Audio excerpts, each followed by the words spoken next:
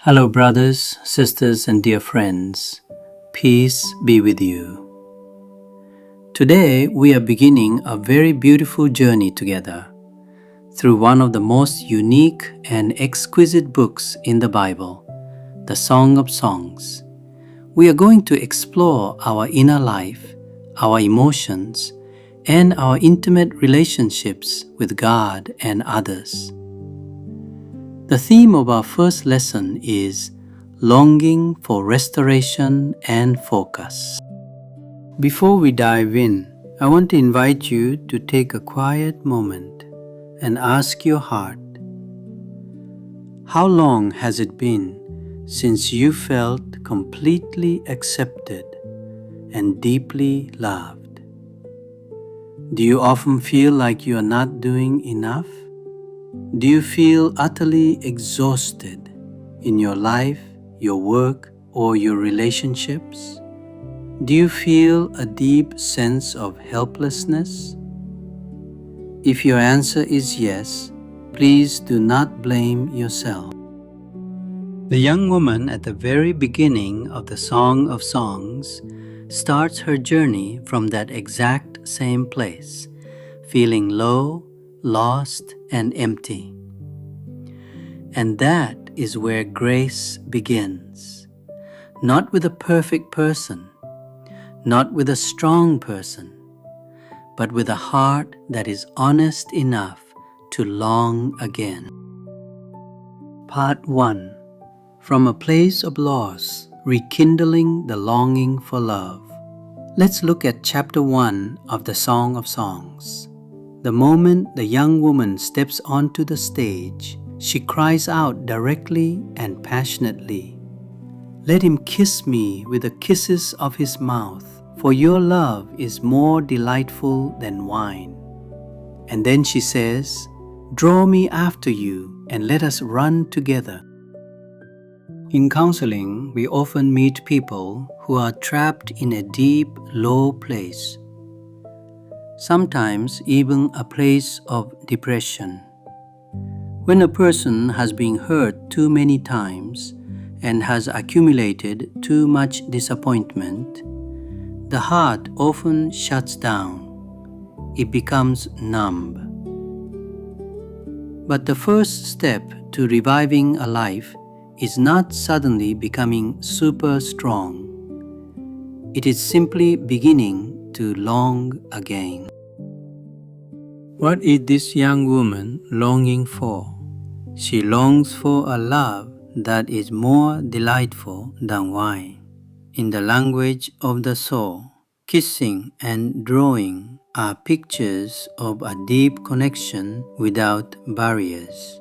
She longs to step out of her loneliness. She longs to be drawn and led by a life stronger than her own. If you are in a valley right now and life feels dark, please allow yourself to have this longing. Wanting to be loved is not a sign of weakness. On the contrary, it is a sign that the life God created inside you is starting to wake up. When you begin to long for the light, it means you are no longer content to stay in the dark. Part 2. Owning our imperfections and breaking free from the chains of people-pleasing. The moment this young woman begins to long for love, she immediately faces an inner wall, deep self-doubt and insecurity. She says, "Dark am I, yet lovely. My mother's sons were angry with me and made me take care of the vineyards. My own vineyard I have neglected." Doesn't this sound like many of us? Growing up, we may have exhausted ourselves trying to meet our parents' expectations, our boss's demands, or our spouse's desires. We took care of everyone else's vineyards, but left our own hearts and our own lives bruised, barren, and neglected. Along the way, we look at ourselves in the mirror, tired, imperfect, and deeply insecure. Sometimes we even hate what we see. We mistakenly believe we have to be perfect enough to be worthy of love. So we put heavy chains on ourselves. We think, if I work harder, if I become better, then people will validate me, and maybe God will like me too. But the Song of Songs breaks those chains right here. The woman says, "Dark am I, yet lovely." Her loveliness did not come because her skin suddenly changed. It came because when she turned to look at her beloved, she saw her true value reflected in his eyes. Here is a fundamental truth. If we rely on our own limited strength to chase perfection, our love and our energy will eventually dry up. We are imperfect. Our capacity is limited. Trying to empty ourselves to please the world will only leave us spiritually bankrupt. Admitting our limitations is not giving up. It is the beginning of freedom. Part 3. Turning away from the mud of approval and turning toward divine strength.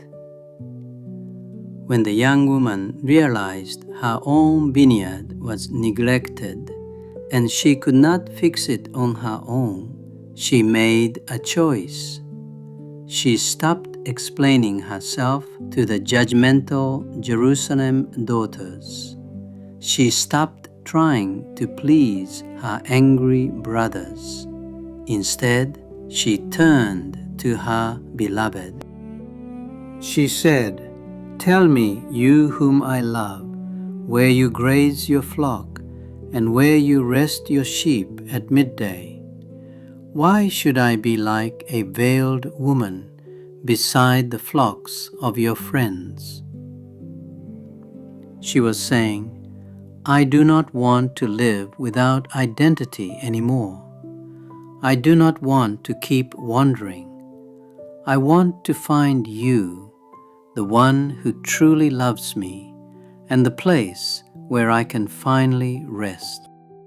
This is the core turning point.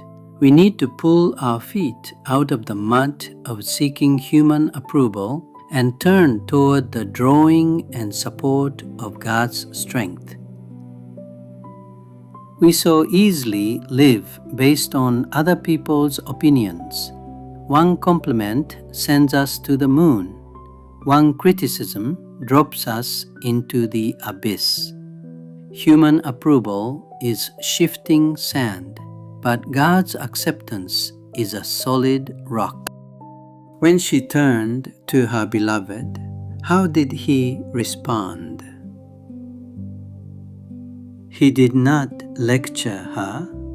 He did not say, "How did you let yourself get so sunburned? Why didn't you take care of your own vineyard?" No, there was not a single word of blame. Instead, the beloved said, "Most beautiful of women, my darling." He likened her to a mare among Pharaoh's chariot horses. Look at that. The woman who was looked down upon by others was, in God's eyes, the most beautiful of women. Noble, strong, full of honor, like a royal horse of Pharaoh. Conclusion. Focus your heart and restore the most beautiful relationship. Dear friends, the first chapter of this book beautifully records a total transformation of a life, moving from self-rejection and low self-esteem into focus and restoration through love. By the end of chapter 1, their conversation becomes a beautiful echo of mutual praise and belonging. The beloved says, "How beautiful you are, my darling. Oh, how beautiful." And the woman responds, "How handsome you are, my beloved. Oh, how charming." When you take your eyes off your own flaws and stop focusing on the pointing fingers of others, and instead focus entirely on Jesus' unwavering love for you, your life begins to change.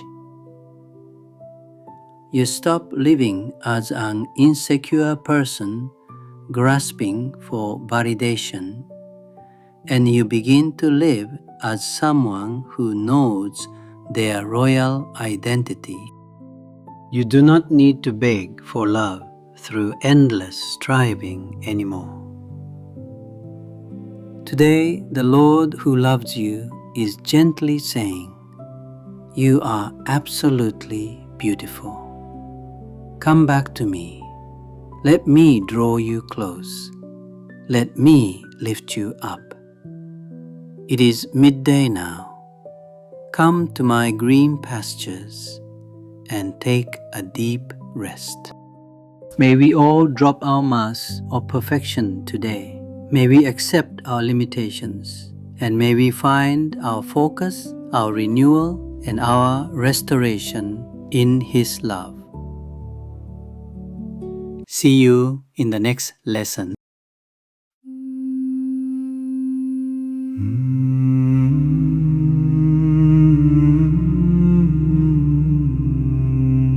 Draw me after you, and we will run together.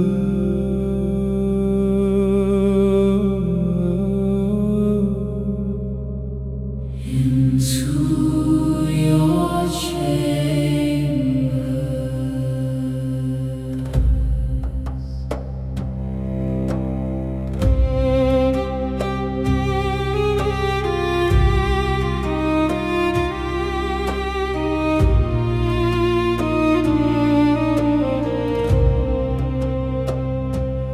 Let him kiss me with his love, sweeter than the finest wine. In a world of endless noise, your gentle voice still quiets mine. Your name poured out like fragrant oil, healing every hidden scar. When my weary soul was wandering, you called me back into your heart. Draw me close and we will run after you. Lead me into secret places where my striving fades away and your presence stays. Jesus, my beloved King, I am yours eternally.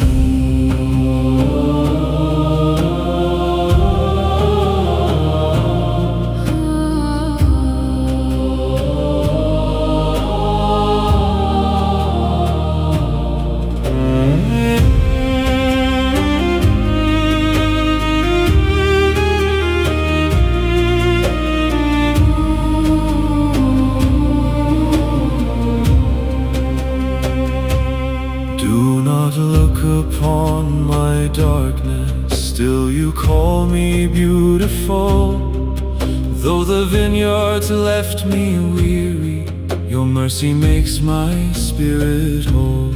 I was searching through the shadows, trying to find rest on my own, but your love became my shelter.